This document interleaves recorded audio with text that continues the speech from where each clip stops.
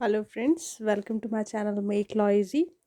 Friends, आज हम बात कर रहे हैं हिंदू लॉ के एक और टॉपिक की। ये है आपका classification of property under Hindu law. देखिए, ये वीडियो जो है इसी टॉपिक पे मैं पहले भी बना चुकी हूँ, बट ये जो मैं वीडियो अभी बना रही हूँ ये मैं थोड़ा सा टाइप नोट के साथ में बना रही हूँ ताकि आपको जो मतलब जो मैटर आपको दिखता है वहाँ पर वो आपको उसकी विजिबिलिटी जो है वो ज़्यादा अच्छी हो। ठीक है ना। तो चलिए स्टार्ट करते हैं हम कि जो हिंदू लॉ है उसमें आपका क्लासिफिकेशन ऑफ प्रॉपर्टी किस तरीके से होता है। ठीक है ना। तो देखिए, जो हम हिंदू लॉ की बात कर रहे हैं इसमें आपका अगर हम प्रॉपर्टी जो है उसको क्लासिफाई करें तो एक होती है आपकी को पार्सिनरी प्रॉपर्टी। क्या होती है? को पार्सिनरी प्रॉपर्टी, जिसे हम जॉइंट फैमिली प्रॉपर्टी भी कहते हैं। और दूसरी होती है आपकी सेल्फ एक्वायर्ड प्रॉपर्टी, जिसे हम सेपरेट प्रॉपर्टी भी कहते हैं। ओके।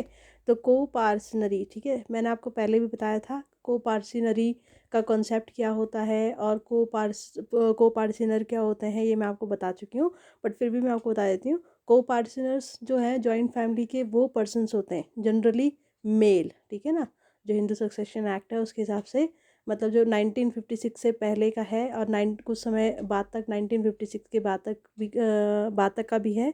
ये को पार्सनरी में जो है जनरली आपके मेल पर्सन्स जो थे वो आपके इंक्लूड होते थे। ठीक है ना। अप टू 3 डिग्री, या हम कह सकते हैं अप टू 3 जनरेशन्स। किसको छोड़कर? तो कॉमन एंसेस्टर को छोड़कर, उससे जो आपके जो लीनियन 3 लाइन तक जो उसके डिसेंडेंट्स होंगे, मेल डिसेंडेंट्स, वो आपके को पार्सनर कहलाते थे। ठीक है ना। तो चलिए स्टार्ट करते हैं हम इस कॉन्सेप्ट को। तो ये जो वीडियो है इसमें देखिए मैं आपको को पार्सनरी प्रॉपर्टी के बारे में बताऊंगी क्योंकि थोड़ा सा लंबा हो जाएगा।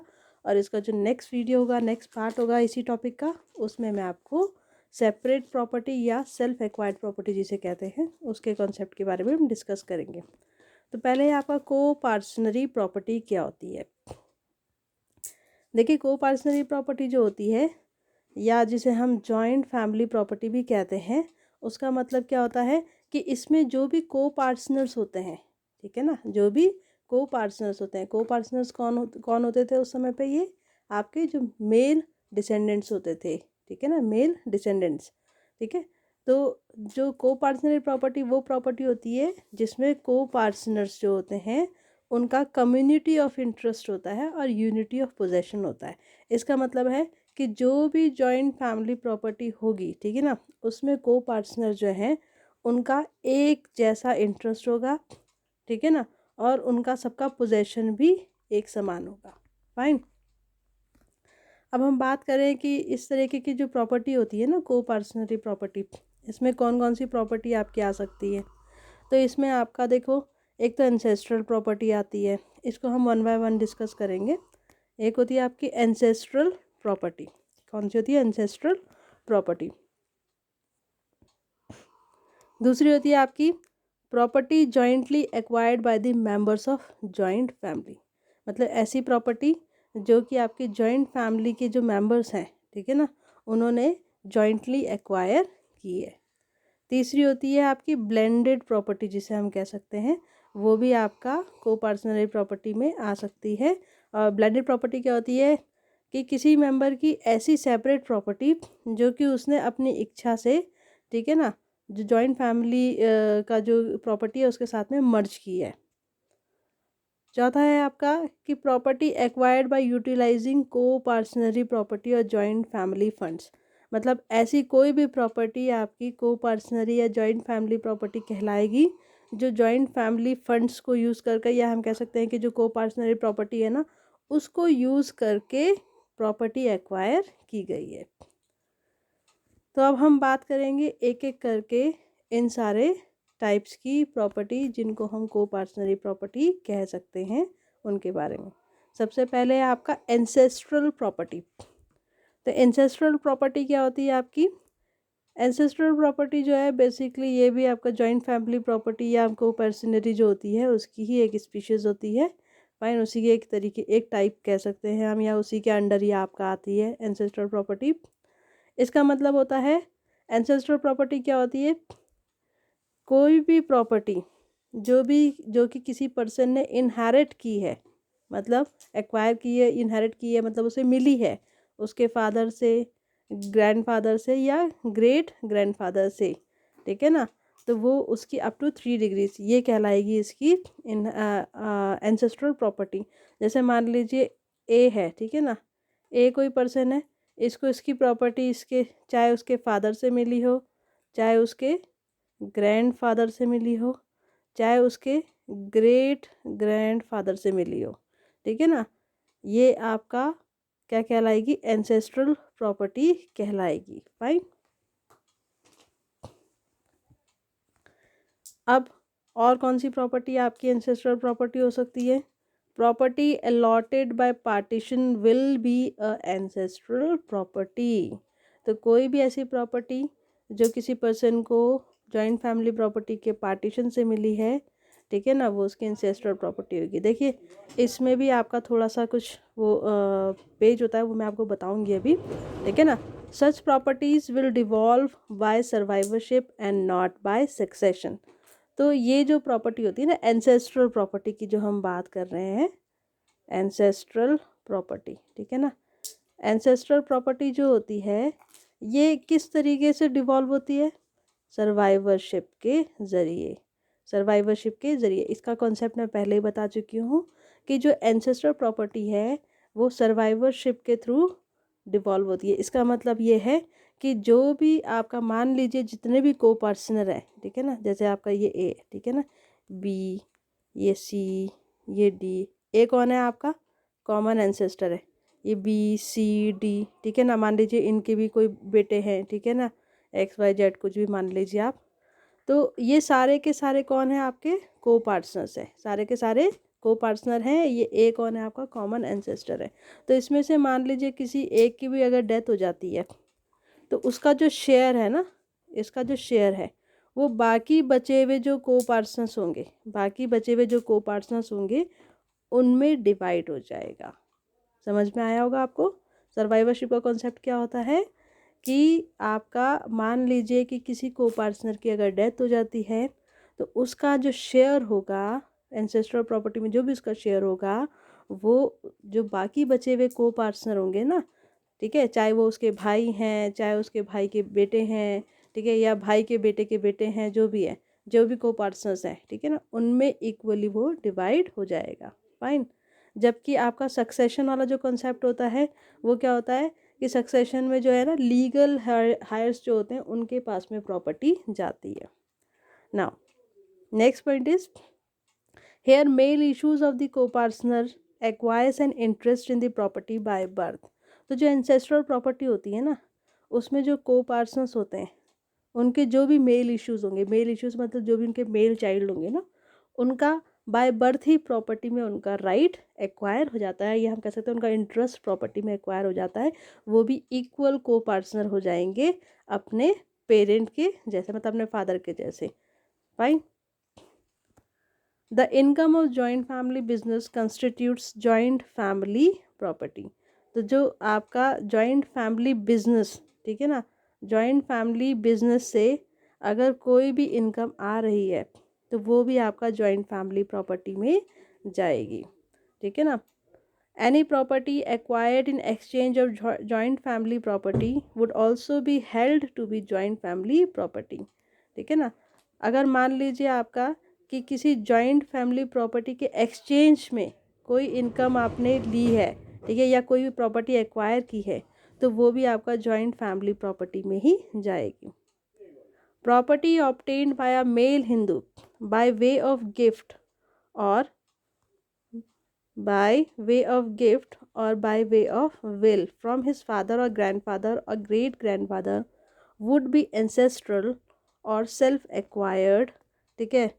तो ये क्या कह रहा है, ये पॉइंट ये कह रहा है कि मान लीजिए, ठीक है ना, ये पॉइंट क्या कह रहा है कि अगर कोई हिंदू मेल है उसको उसके फादर से या उसके जो ग्रैंडफादर है या आपके ग्रेट ग्रैंडफादर हैं उनसे जो भी प्रॉपर्टी मिल रही है, ठीक है ना, जो भी प्रॉपर्टी मिल रही है वो प्रॉपर्टी अगर गिफ्ट के या विल के ज़रिए मिलती है, ठीक है ना, तो वो प्रॉपर्टी एंसेस्ट्रल भी हो सकती है और ये वो सेल्फ एक्वायर्ड भी हो सकती है।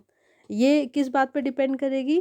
सुप्रीम कोर्ट ने कहा था कि ये इस बात पे डिपेंड करेगी कि जो प्रॉपर्टी उसको गिफ्ट या विल के ज़रिए उसके फादर, ग्रैंडफादर या ग्रेट ग्रैंडफादर से मिली है, तो उनकी जो जो उसके एंसेस्टर थे ना, जो भी फादर, ग्रैंडफादर या ग्रेट ग्रैंडफादर हैं, उनकी इंटेंशन क्या थी, ठीक है ना, उनकी इंटेंशन क्या थी उसको वो गिफ्ट या विल के तौर पे देने की।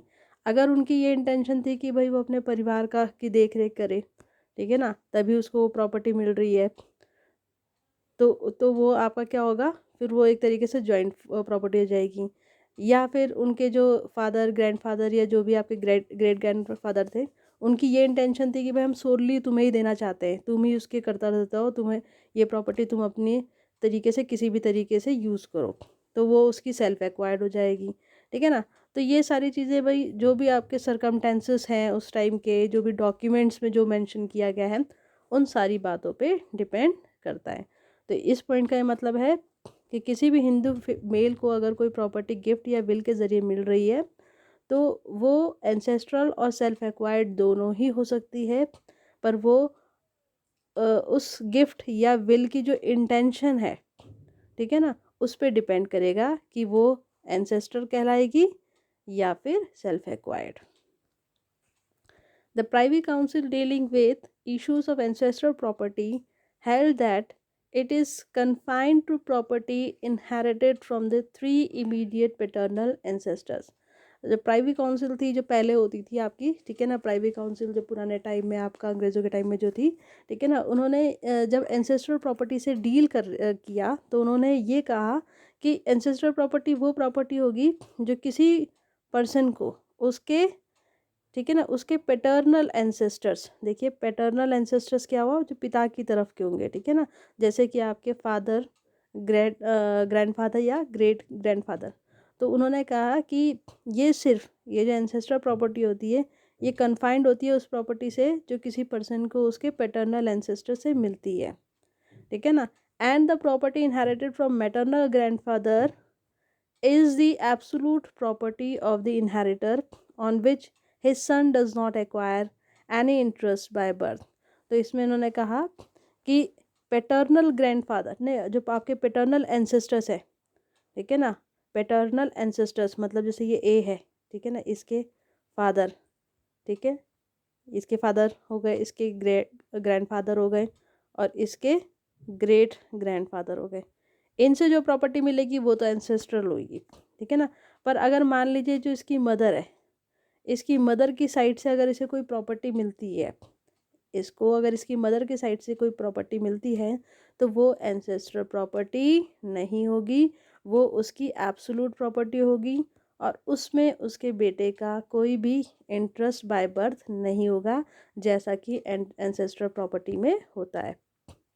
तो कोई भी, तो हम क्या कह सकते हैं कि कोई भी प्रॉपर्टी जो कि किसी पर्सन ने इनहेरिट की है अपने फीमेल रिलेटिव से, ठीक है ना, तो वो आपके एंसेस्टर प्रॉपर्टी नहीं होगी, वो एंसेस्टर प्रॉपर्टी नहीं होगी। The property earned by the brothers after partition shall not be regarded as joint family property. तो पार्टीशन के बाद में मान लीजिए कि जैसे दो भाई हैं, उनके बीच में कोई पार्टीशन हो जाता है, फैमिली का, जॉइंट फैमिली प्रॉपर्टी का पार्टीशन हो जाता है, और उसके बाद में वो कोई अगर प्रॉपर्टी एक्वायर करते हैं, तो वो भी आपका जॉइंट फैमिली प्रॉपर्टी नहीं होगी।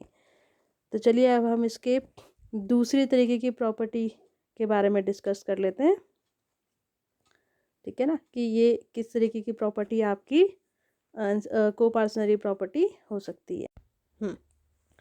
तो अब हम बात कर रहे हैं सेकेंड टाइप की प्रॉपर्टी, जिन्हें हम कोपार्सनरी प्रॉपर्टी कह सकते हैं या जॉइंट फैमिली प्रॉपर्टी कह सकते हैं। कोई भी ऐसी प्रॉपर्टी जो कि जॉइंटली एक्वायर की गई है, ठीक है ना, जॉइंट फैमिली के जो मेंबर्स हैं उन्होंने जॉइंटली एक्वायर की है, जॉइंट फैमिली के मेंबर्स ने जॉइंटली एक्वायर की है कोई प्रॉपर्टी, तो वो आपका जॉइंट फैमिली प्रॉपर्टी होगी, ठीक है ना। where property has been acquired by the members of the joint Hindu family by their joint labor, ठीक है ना, चाहे वो बिजनेस में है, चाहे प्रोफेशन में, चाहे कोई भी वो काम कर रहे हैं, ठीक है ना, with the aid of joint family property और कोपार्सनरी प्रॉपर्टी, तो वो आपकी क्या कहलाएगी, जॉइंट फैमिली प्रॉपर्टी या कोपार्सनरी प्रॉपर्टी कहलाएगी। मतलब ये है कि अगर मान लीजिए कि जो आपके जॉइंट फैमिली के जो मेंबर्स हैं, ठीक है ना, जैसे मान लीजिए ये आपकी जॉइंट फैमिली है, ठीक है ना, बी सी और डी, ठीक है ना, इससे मान लीजिए ई, ठीक है ना, ई, ई हो गया, ओके, एफ हो गया। तो ये मान लीजिए जॉइंट फैमिली है, तो इसके अगर ये जॉइंट फैमिली के जो मेंबर्स हैं, ठीक है ना, जॉइंट फैमिली के जो मेंबर्स हैं, अगर मान लीजिए ये अपने जॉइंट एफर्ट से कोई प्रॉपर्टी एक्वायर्ड करते हैं, ठीक है ना, अब ज़रूरी नहीं कि सारे मेंबर्स इन्वॉल्व हैं, हो सकता है कि अगर 10 मेंबर है, 10 में से 5 इन्वॉल्व हैं या 6 इन्वॉल्व हैं या 3 इन्वॉल्व हैं। बस ये कहने का मतलब ये है कि अगर जॉइंट फैमिली के मेंबर्स अपने जॉइंट लेबर से कोई प्रॉपर्टी एक्वायर करते हैं, ठीक है ना, चाहे वो किसी भी बिजनेस में हो, चाहे किसी भी प्रोफेशन में हो, चाहे किसी भी वोकेशन में हो, ठीक है ना, तो वो आपकी जॉइंट फैमिली प्रॉपर्टी कहलाएगी।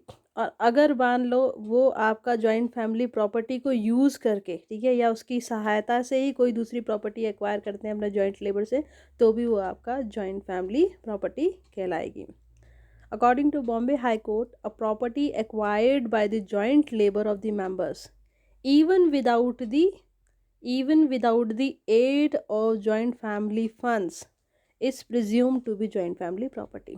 तो ये कहते हैं, बॉम्बे हाई कोर्ट का एक आपका डिसीजन था, उसके हिसाब से ये कहा गया था कि जो जॉइंट फैमिली के जो मेंबर्स हैं, ठीक है ना, उनके जॉइंट लेबर से अगर कोई प्रॉपर्टी उन्होंने एक्वायर करी है, ठीक है ना, और उन्होंने इसमें जॉइंट फैमिली फंड्स का यूज़ भी नहीं किया है, तो भी वो जॉइंट फैमिली प्रॉपर्टी कहलाई जाएगी।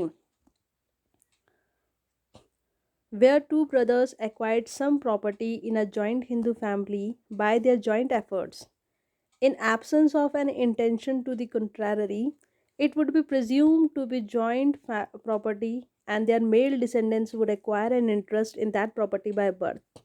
तो ये भी मैं आपको बता चुकी हूँ, ये बहुत ज़्यादा वैसा कंसेप्ट वो नहीं है, जो हम पहले डिस्कस कर चुके हैं वही है कि मान लीजिए 2 ब्रदर है, ठीक है ना, उन्होंने आपका अपने जॉइंट एफर्ट से कोई प्रॉपर्टी एक्वायर करी, ठीक है ना, तो उसको जनरली उसको क्या माना जाएगा कि वो जॉइंट फैमिली प्रॉपर्टी का ही पार्ट है, ठीक है ना, वो प्रॉपर्टी किसका पार्ट है, जॉइंट फैमिली प्रॉपर्टी का ही पार्ट है।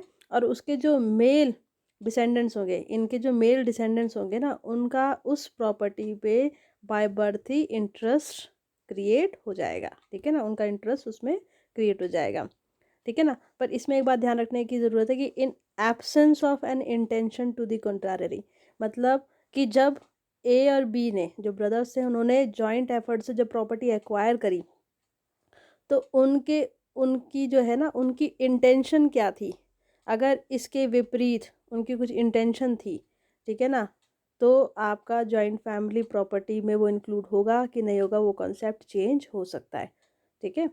मतलब उन्होंने क्या करा, जॉइंट एफर्ट कर लिए, ठीक है, और कोई प्रॉपर्टी एक्वायर कर ली, तो अगर उन्होंने कोई कंडीशन नहीं रखी आपस में, या कोई उनकी आपस में कोई बात नहीं थी, या कोई बोलते बोलते नहीं, कोई आपका कॉन्ट्रैक्ट नहीं था, कुछ नहीं था, ठीक है, तो वो आपका जॉइंट फैमिली प्रॉपर्टी का पार्ट होगा। पर मान लीजिए कि उन्होंने जॉइंट एफर्ट से कोई प्रॉपर्टी एक्वायर तो की है, पर उन्होंने आपस में कोई कॉन्ट्रैक्ट कर दिया कि भाई ये इतनी तेरी होगी प्रॉपर्टी, इसमें से इतनी मेरी होगी, ठीक है, या कोई आपका ऑफिशियल वैसा कॉन्ट्रैक्ट हो गया, तो वो आपका जॉइंट फैमिली प्रॉपर्टी में फिर इंक्लूड नहीं होगी।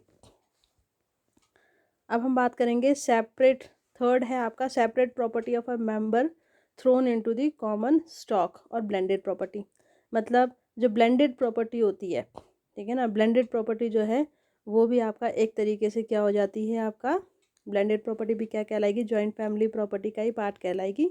इसमें देखिए, इसमें क्या लिखा है मैं आपको बता देती हूँ कि अगर कोई को पार्टनर अपनी सेपरेट प्रॉपर्टी को, ठीक है ना, अगर कोई को पार्टनर अपनी सेपरेट प्रॉपर्टी मतलब उसने सेल्फ एक्वायर्ड प्रॉपर्टी है, उसको अगर वॉलंटरली मतलब अपनी इच्छा से अगर वो को पार्टनरी प्रॉपर्टी के साथ में मिक्स कर देता है, ठीक है ना, with the intention of abandoning all separate claims to it.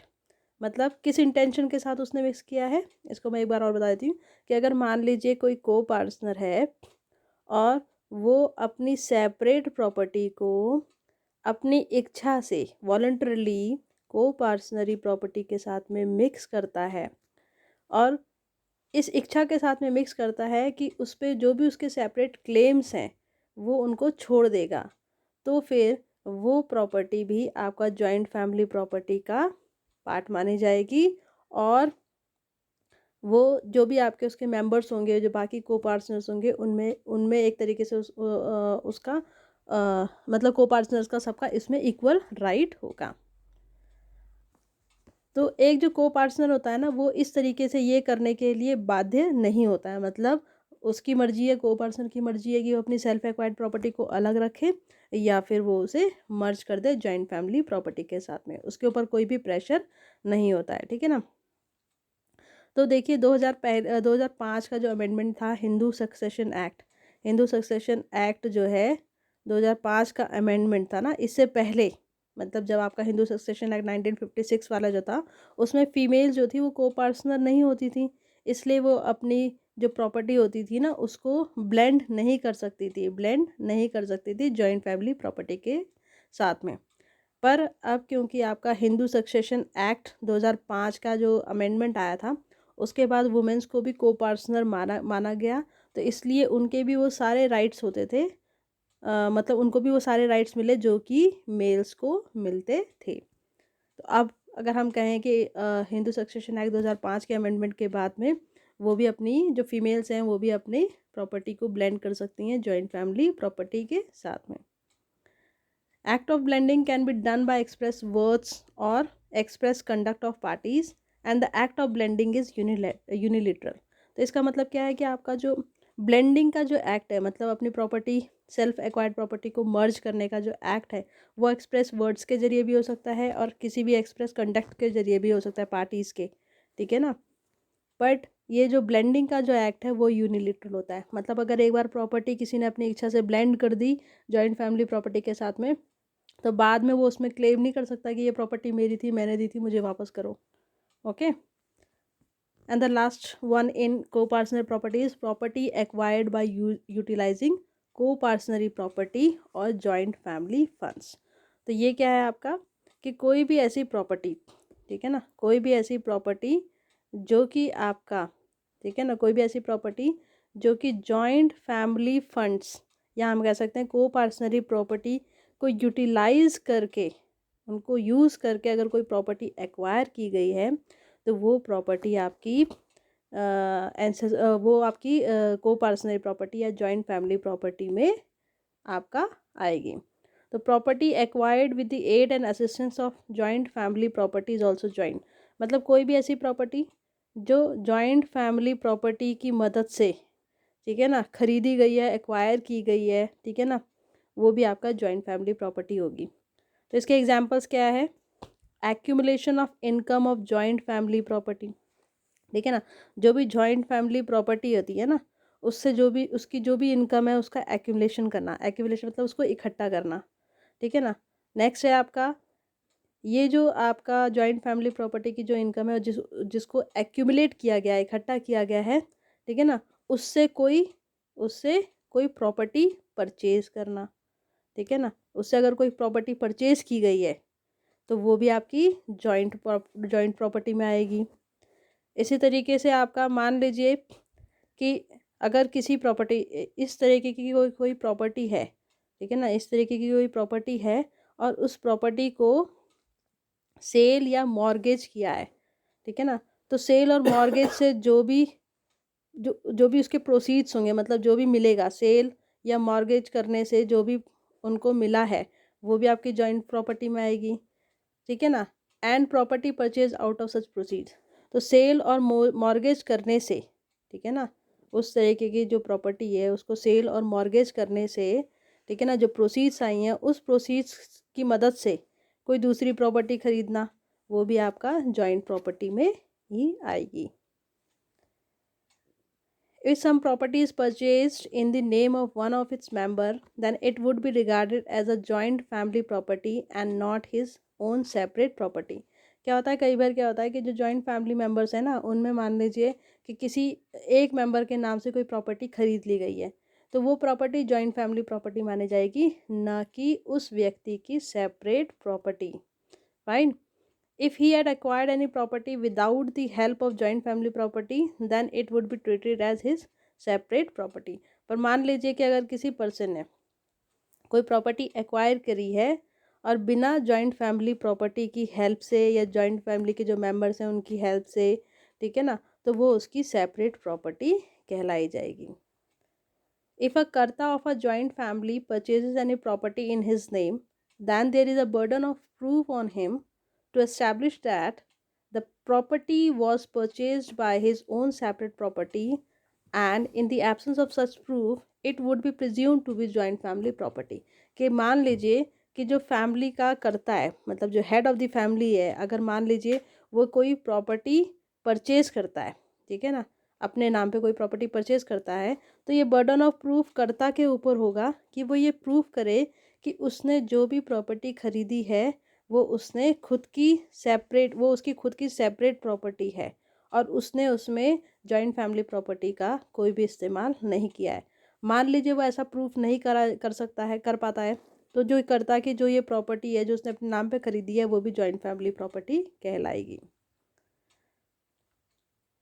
अब इसमें देखिए एक एग्जांपल है, policy paid out of joint family fund then the benefits और amounts received after maturity will also be considered as a part of joint family property. देखिए अगर मान लीजिए कि जॉइंट फैमिली के जो मेंबर्स हैं उनकी जो भी पॉलिसी का अमाउंट है वो जॉइंट फैमिली फंड से अगर जा रहा है, ठीक है, तो बाद में जो भी उसका मैच्योरिटी के बाद में जो भी उसका बेनिफिट या अमाउंट रिसीव होगा वो आपका जॉइंट फैमिली प्रॉपर्टी कंसिडर किया जाएगा। तो फ्रेंड्स ये हमारा को पार्सनरी प्रॉपर्टी या जॉइंट फैमिली प्रॉपर्टी का कॉन्सेप्ट कंप्लीट हो गया है। नेक्स्ट वीडियो में हम सेपरेट प्रॉपर्टी का कॉन्सेप्ट मैं आपको क्लियर कराऊंगी। Till then bye bye, thank you very much.